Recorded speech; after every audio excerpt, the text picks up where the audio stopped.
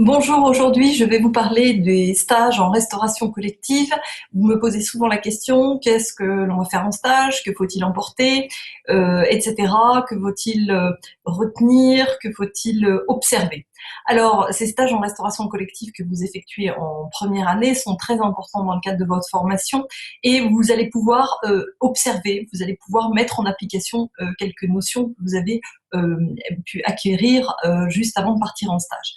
Alors, avant de partir en stage de restauration collective, il faut voir le lieu de stage qui va vous accueillir et bien connaître les besoins nutritionnels qui vont être en rapport avec la population qui va être traitée durant votre stage. Imaginons, c'est une restauration collective en milieu scolaire, et bien entendu, bien connaître les apports nutritionnels de la population concernée, en l'occurrence, par exemple, des primaires ou des collèges, ça peut être beaucoup plus large.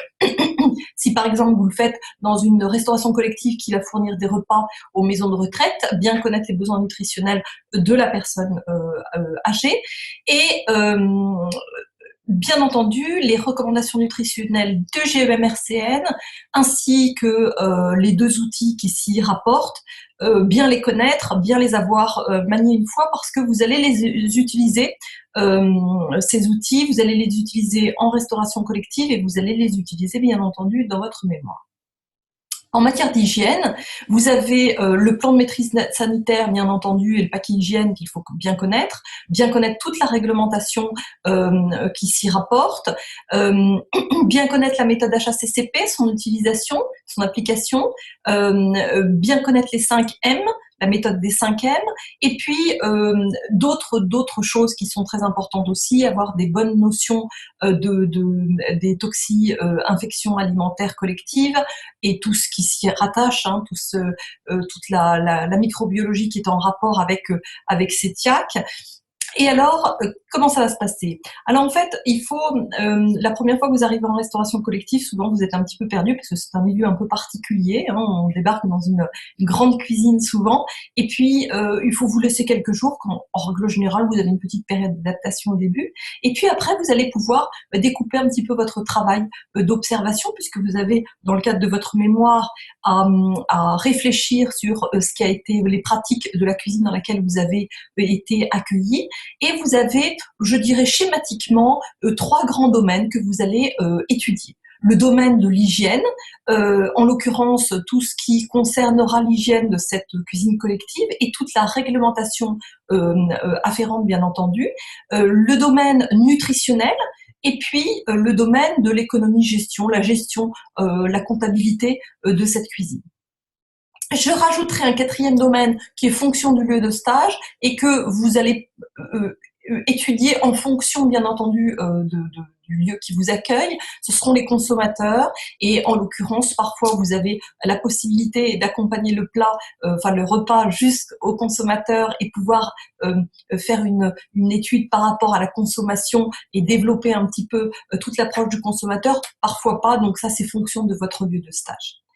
Bien entendu, tout ceci donc sert à mettre en application ce que vous avez pu travailler durant vos cours, et puis bien entendu, ça vous permet aussi de préparer votre mémoire. Très important. Et donc, dans le cadre de votre mémoire, vous devez avoir une analyse d'hygiène qui va être poussée sur l'un des 2 stages, une analyse d'hygiène de ce que vous avez pu voir, constater, mettre en évidence au moins dans l'un des 2 stages, de façon développée, une analyse nutritionnelle d'un menu sur l'une des 2 structures et un contrôle de fréquence GEMRCN, un contrôle de grammage, bien entendu. Qu'est-ce que j'oublie? J'oublie la partie économie-gestion, pour laquelle nous ne sommes pas trop sévères, puisque nous savons que certaines cuisines ne vous ouvrent pas leur cahier de compte, ils ont leur raison, et puis on ne peut pas leur en vouloir pour cela. Et donc, si vous n'avez pas pu approcher, entre guillemets, la partie comptabilité, essayez de regarder un petit peu le coût d'un repas, c'est intéressant, et de creuser dans ce sens-là. Alors, avant de partir en restauration collective, en stage de restauration collective, les savoir-faire importants vont être établir une ration qui va correspondre aux besoins d'une population, hein, bien entendu, établir un plan alimentaire, savoir ce que c'est qu'un plan alimentaire et savoir en construire un, avec les menus, bien entendu, les déclinaisons correspondantes, savoir bien entendu utiliser le GEMRCM, ça je vous en ai déjà parlé, savoir réaliser une analyse de menus et savoir la présenter telle que c'est attendu à l'examen. Attention, parce que souvent vous vous trompez à ce sujet, vous êtes très incomplet.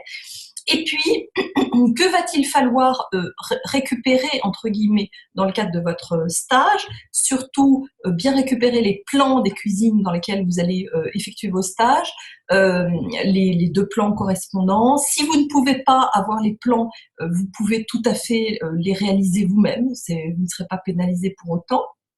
Récupérez bien vos 20 jours de menu si vous faites un contrôle de fréquence sur 20 jours ou 40 si c'est une collectivité fermée, bien entendu. Récupérez tout ce qui est tous les documents qui vont être en rapport avec le plan de maîtrise sanitaire et tout autre document que vous jugerez utile dans le cadre de votre stage. Bien entendu, cette liste que je vous indique n'est pas exhaustive puisque ça va dépendre de votre lieu de stage, voilà, de l'entreprise dans laquelle vous allez pouvoir faire votre stage. Je vous ai donc établi un document d'aide parce que j'ai souvent des questions d'étudiants et ça me permet de répondre au plus grand nombre par cette vidéo et par ce document. Ce document est facilement téléchargeable sur notre forum puisque je vais le mettre en ligne. Sur ce document, je vous ai mis des liens aussi à visionner sur Internet qui vont vous permettre d'avoir une première approche de la cuisine collective parce que c'est un milieu particulier. Je réponds bien entendu à vos questions. Voilà, j'essaie d'y répondre et puis il y a d'autres diététiciennes qui m'y aident, bien entendu, et je les remercie. Je pense avoir été d'avoir fait le tour de la question, surtout avant de partir en stage. Il faut bien connaître tout ce qui est besoin nutritionnel de la population que vous allez traiter, et puis tout ce qui est hygiène en restauration collective, bien savoir ce que c'est qu'un plan de maîtrise sanitaire, le paquet hygiène, etc. C'était pas bien compliqué, il suffit de se pencher vraiment sur les textes, et même, je dirais même, c'est une partie très agréable du cours, contrairement à ce qu'on pourrait penser. Je vous souhaite un bon stage à tous, pardon, à chaque fois je dis toutes, c'est pas bien, à tous et à toutes. Surtout, allez-y avec sans appréhension, parce que les lieux d'accueil sont souvent vraiment les personnes en cuisine offrent souvent un accueil très chaleureux à nos stagiaires, et allez-y, profitez. C'est une première approche du métier, d'une partie du métier de diététicien, et on peut faire des choses formidables en restauration collective. Donc je vous souhaite un très très bon stage. Voilà, je mets en ligne le document sur le forum, le document les stages en restauration collective, et donc je vais faire une nouvelle vidéo sur les stages en milieu thérapeutique. Bonne journée à tous.